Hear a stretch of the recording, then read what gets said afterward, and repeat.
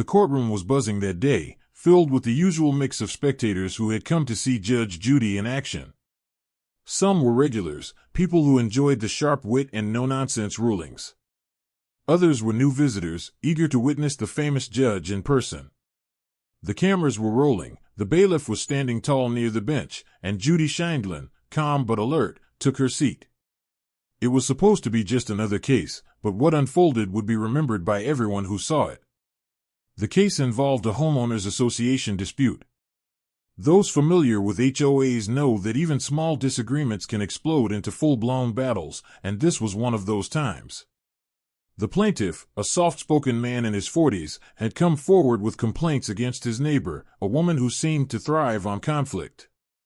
She was the kind of person who fit the infamous Karen stereotype perfectly, entitled, argumentative, and always convinced she was the smartest one in the room. From the moment she walked in, the tension was obvious.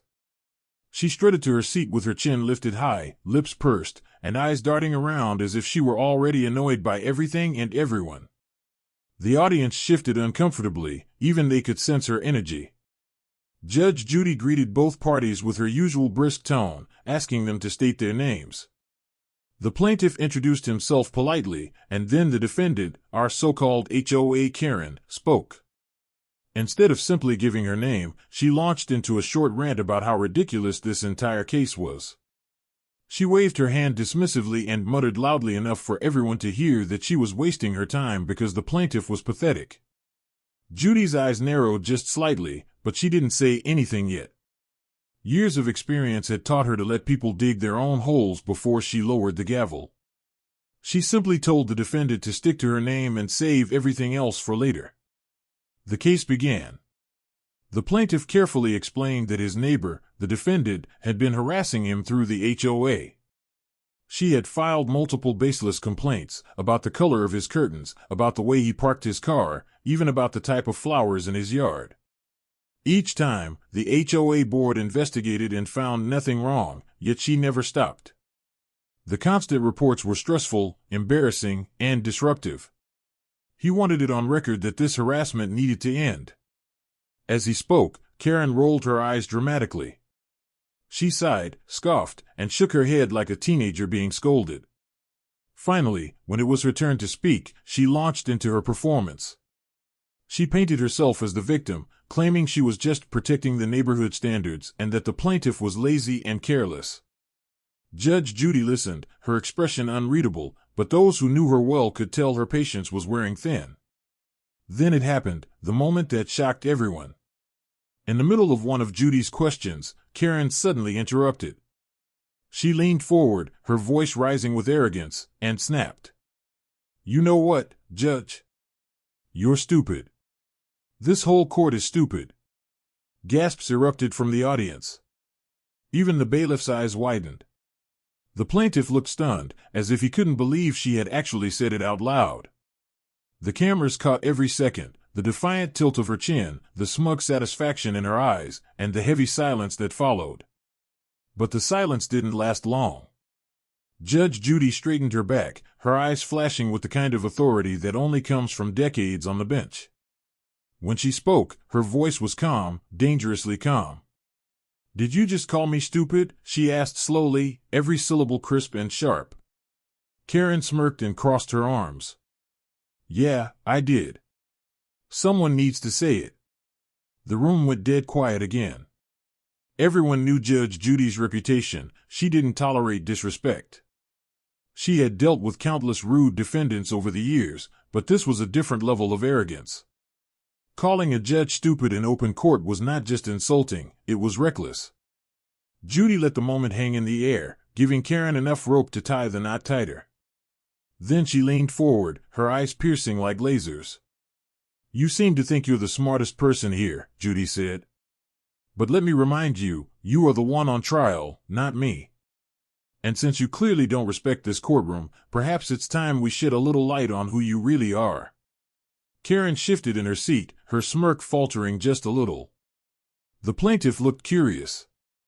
The audience leaned in. Everyone could sense something big was coming. Judge Judy turned to the bailiff. "Mr. Bird, would you hand me the file on this defendant?" The bailiff quickly moved, bringing over a thick folder. Judy opened it, flipped a few pages, and then looked up with the kind of expression that spelled doom for the arrogant neighbor. Well, Judy began, her tone laced with sarcasm. It seems you've conveniently left out some details about your past. Karen tried to wave it off. Oh, please. That has nothing to do with this. But Judy wasn't letting go. Oh, it has everything to do with this, she said firmly. Because you walked into my courtroom, called me stupid, and pretended you were some upstanding member of your community. But according to this record... She paused dramatically, letting the suspense build. The audience held their breath. You have a criminal history. The words cut through the room like a blade. Karen froze, her face turning pale. The plaintiff's jaw dropped. The spectators whispered furiously among themselves, unable to hide their shock. Judge Judy, however, wasn't finished. I see charges here for disorderly conduct, harassment, and even a restraining order filed against you in the past. Does that sound familiar? Karen sputtered, trying to deny it, but Judy pressed on. So before you call anyone stupid, perhaps you should take a long, hard look at yourself. The courtroom was electrified. For once, Karen had no comeback. Her smug attitude dissolved, replaced by nervous fidgeting and flushed cheeks. It was the moment everyone had been waiting for. The mask had slipped, and her true colors were exposed. And Judge Judy, with her signature sharpness, made sure the entire world knew it. The air in the courtroom was so heavy it almost felt like no one dared to breathe. The smug confidence that had carried Karen through her opening statements was slipping away, piece by piece, under the harsh spotlight of reality. She had walked into that courtroom believing she could outtalk, outsmart, and outshine everyone, including Judge Judy herself. But at that very moment, it was clear she had gravely miscalculated. Judge Judy let the papers fall closed with a soft thud that seemed louder than it should have been. She rested her hands on the bench, her gaze unwavering, like a predator watching its prey. You call this court stupid, she said in that cold, cutting tone of hers. But the record in front of me tells a different story. And it's not flattering to you, ma'am. Karen squirmed in her chair. She tried to laugh it off, a hollow chuckle that fooled no one. That's ancient history, she muttered, her eyes darting toward the cameras. Everyone makes mistakes. This doesn't mean anything. But Judy pounced. Ancient history, she repeated, raising an eyebrow. Your most recent run-in with the law was less than 2 years ago. That is not ancient history. That is a pattern. A pattern of behavior that says you think rules don't apply to you. The plaintiff, who had been quiet until now, couldn't hide a small grin. For months, he had dealt with this woman's relentless complaints and baseless accusations. To watch her crumble under Judge Judy's scrutiny was more satisfying than he could have imagined. The audience, too, was glued to the unfolding drama. Some people leaned forward in their seats, others exchanged quick glances that said everything. Can you believe this woman? She actually called Judge Judy stupid? Karen tried to regain control. She lifted her chin again, though her voice trembled slightly. This is irrelevant, she insisted.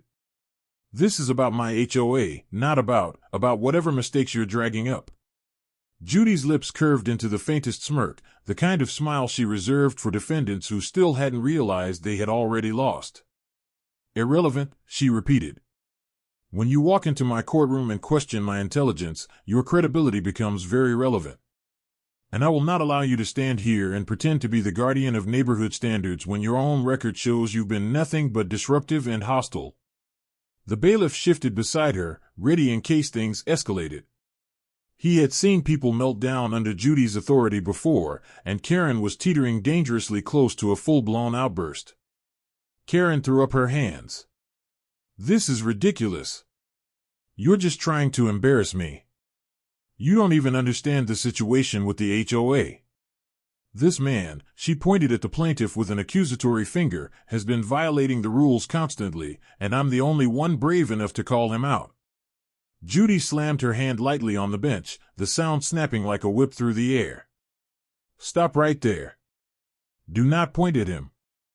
Do not raise your voice in my courtroom. You've already made a spectacle of yourself. I don't need more of it. Karen froze, her arm slowly lowering back down. The plaintiff took the opportunity to speak again, his voice steady but firm. Your Honor, I've lived in that neighborhood for 8 years. I've never had an issue with anyone until she moved in. She files complaints about the smallest things, like me trimming my hedges a day later than the HOA schedule. She even reported me for parking my car in my own driveway overnight. It's harassment, plain and simple. Judy nodded thoughtfully. She had heard enough of these HOA wars to know when someone was abusing the system. Her eyes cut back to Karen. So while you've been busy calling me stupid, the reality is, you've been terrorizing your neighbors with frivolous complaints. And worse, you come in here acting as if you're the pillar of the community, when your record says you're a repeat troublemaker. Do you understand how foolish that makes you look? The silence that followed was brutal. Karen's face turned red, her mouth opening and closing as if she wanted to speak but couldn't find the words. For the first time since she had walked into the courtroom, she looked small. The audience shifted again, some shaking their heads, others whispering. The cameras caught every angle of her downfall, the flushed cheeks, the nervous tapping of her fingers on the desk, the way her bravado melted under the weight of Judy's words. Judy leaned forward slightly, delivering the final blow of that exchange. You wanted to call me stupid. But let me tell you something, ma'am. Intelligence isn't about loud words or false confidence. It's about knowing the law, respecting authority, and taking responsibility for your actions. And so far, you've demonstrated none of that. Karen swallowed hard. The fight wasn't gone yet. People like her rarely admitted defeat easily, but the cracks in her armor were showing. She shifted uncomfortably in her seat, glancing around as if searching for someone, anyone, to back her up. But there was no rescue coming. The plaintiff folded his arms, his expression calm. For the first time in a long while, he felt seen and heard. And Judge Judy, as always, had turned a simple case into a masterclass in exposing the truth. ChatGPT said. Karen's jaw clenched as she tried to steady herself. The fiery glare in her eyes returned, though now it flickered with uncertainty. She wasn't used to being pushed into a corner. In her neighborhood, she controlled the narrative. She was the one who wrote the complaints, the one who stormed into HOA meetings demanding changes, the one who made herself the center of attention whether people liked it or not. But here, in Judge Judy's courtroom, none of that power mattered. Your Honor, she began again, her voice louder than necessary, as if volume could make up for the cracks in her argument, you're twisting this. You don't understand what it's like to live next to someone who doesn't respect the rules. I was standing up for the community, and now you're trying to make me look like some kind of criminal. Judy's sharp eyes didn't waver. She tilted her head slightly, her hands folded neatly on the bench. No one is twisting anything, she replied evenly. I'm looking at your actions and your history. That speaks for itself. And let me remind you, no one forced you to call me stupid in my own courtroom. That was your choice. And choices have consequences. The audience murmured softly, some nodding in agreement. Karen turned her head, glaring at them as though their judgmental stares were part of a conspiracy against her. She hated the feeling of being outnumbered, and in that room, it felt as if everyone, Judge Judy, the plaintiff, the bailiff, even the spectators, had aligned against her. The plaintiff, calm and patient, raised his hand slightly to get Judy's attention. Your Honor, may I add something? Go ahead, Judy said. He took a deep breath. This hasn't just been about rules or complaints. It's been a campaign. She sends emails to the entire HOA board with exaggerated claims about me. She's knocked on my door at night just to argue about things like the placement of my trash cans. It's harassment. And it's exhausting. Karen exploded. That's a lie, she shouted, slamming her palm against the desk. I never. Sit down and stop yelling, Judy cut in sharply, her voice slicing through the courtroom like a blade. You are not in charge here. I am. And if you raise your voice at me again, you'll regret it. The sudden quiet that followed was deafening. Karen sank back down into her seat, her eyes darting nervously toward the bailiff, who hadn't moved but whose presence was enough to remind her that Judy's threat wasn't empty. Judy turned back to the plaintiff. "You may continue." He nodded, grateful for the chance. "I just want peace. I don't want to live every day wondering what complaint she'll come up with next. I've tried to ignore it, but it's gotten to the point where I can't anymore. That's why I'm here.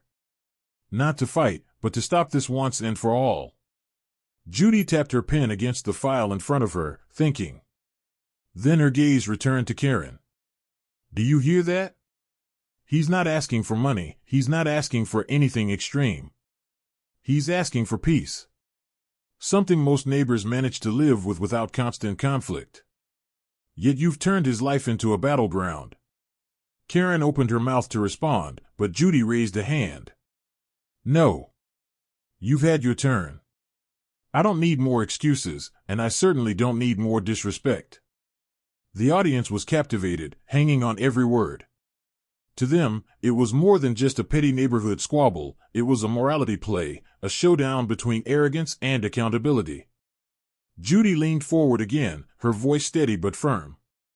"You walk through life thinking rules are a weapon you can use against people. You don't care about fairness, you care about control. And that attitude has followed you here, into my courtroom. But let me make this very clear, in this room, you don't control anything." Karen's shoulders slumped ever so slightly. For someone who had entered the courtroom with her head held high, convinced she would dominate, the weight of Judy's words was crushing. The plaintiff, quietly relieved, let out a breath he hadn't realized he was holding. He had hoped Judge Judy would see through the charade, but seeing it unfold in real time, watching Karen's arrogance unravel, was something he hadn't dared to imagine. Judge Judy glanced at the file again. "I'm looking at least 3 separate incidents where you were charged with disturbing the peace. That doesn't happen to people who just follow the rules. That happens to people who go out of their way to antagonize others. You've built a reputation, ma'am, and it's not a good one." Karen's voice was quieter now, stripped of some of its earlier bravado. "Those were misunderstandings," she said weakly. "Misunderstandings?" Judy repeated, her eyebrow arched. "1 misunderstanding, maybe. 2, possibly. But 3? At that point, it stops being a misunderstanding and starts being a pattern." The audience erupted in quiet chuckles, the tension easing slightly as Judy's point landed. Karen, however, shrank in her seat, her face flushed with embarrassment. Judy let the silence hang for a moment, then leaned back in her chair. "I think I've heard enough to understand what's going on here. And I think everyone watching knows exactly what kind of neighbor you are." Karen's lips pressed into a thin line, her eyes darting downward. For the first time, she didn't have a quick comeback. She didn't have a clever retort. The confidence she had carried into the courtroom was gone, replaced with a heavy silence that spoke louder than anything she could have said. The plaintiff looked at Judge Judy with gratitude in his eyes. Finally, someone had seen the truth and said it out loud for the world to hear. Judge Judy adjusted her glasses, the glimmer of the courtroom lights reflecting off the lenses. She took her time, deliberately slow, letting the suspense build. Everyone in the room could feel that the final verdict was near, and the weight of that moment pressed down like a storm about to break. Karen fidgeted, tapping her nails against the desk in an impatient rhythm. Her bravado had dwindled, but a small spark of defiance still lingered in her posture. She sat with her arms crossed, chin lifted slightly, though her eyes betrayed the nervous energy racing inside her. "Let's review," Judy said, her tone sharp yet measured. She lifted the plaintiff's file, holding it for everyone to see.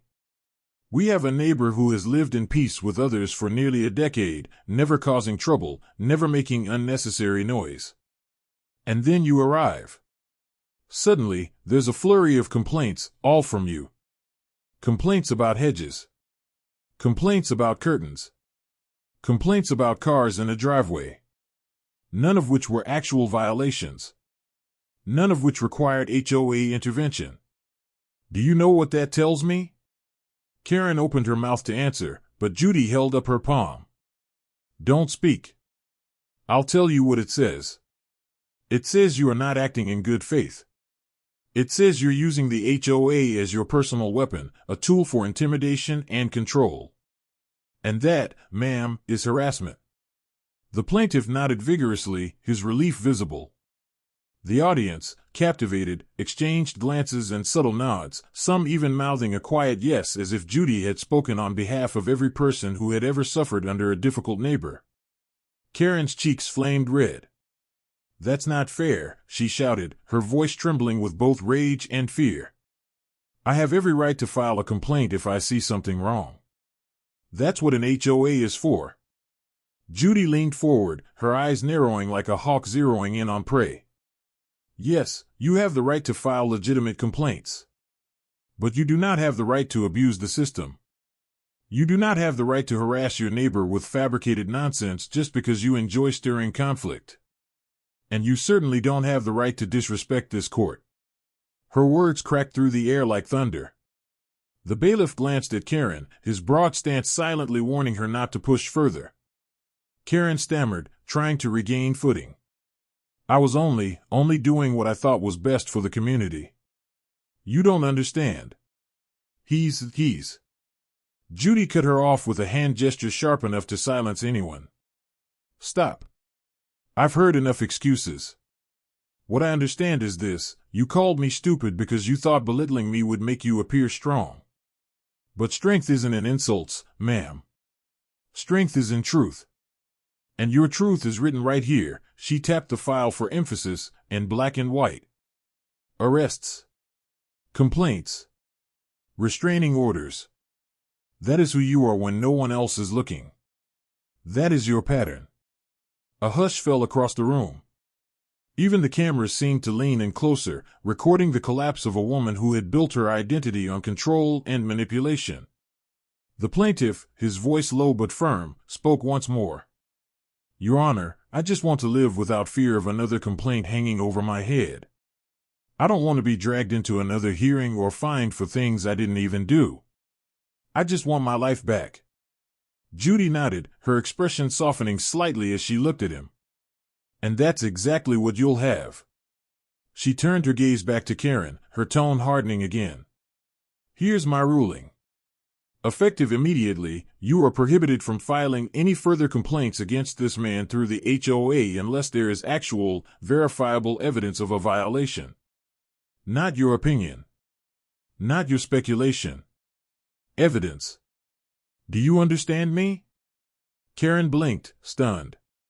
That's not fair." "You can't." "I can," Judy interrupted. "And I just did." The audience burst into applause, quickly hushed by the bailiff's booming order, but the message was clear: everyone in that room felt justice had been served. Karen slumped in her seat, the fight drained out of her.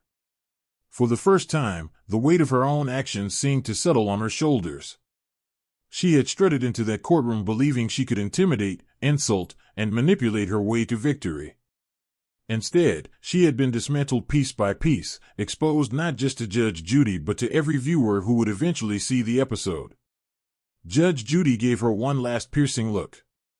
"And as for calling me stupid, I suggest you think very carefully before you open your mouth like that again in any courtroom. Disrespect doesn't win you battles. It only reveals how small you really are." The gavel came down with a sharp crack. Case dismissed. Karen froze, staring ahead in disbelief as the plaintiff let out a quiet sigh of victory. The bailiff motioned for them to exit, and the courtroom slowly came back to life. The audience whispered excitedly, buzzing with the thrill of what they had just witnessed. The plaintiff walked away with a lightness in his step, his relief visible in the way his shoulders relaxed. For him, this wasn't just about winning, it was about freedom. The shadow of Karen's harassment had finally been lifted. Karen, however, remained in her seat for a moment longer, her face pale and her lips trembling. For once, the cameras captured her not as the loud, domineering presence she projected, but as a woman stripped of her power, left with nothing but the echoes of her own downfall. And Judge Judy, as always, had made sure the truth prevailed, swift, sharp, and undeniable.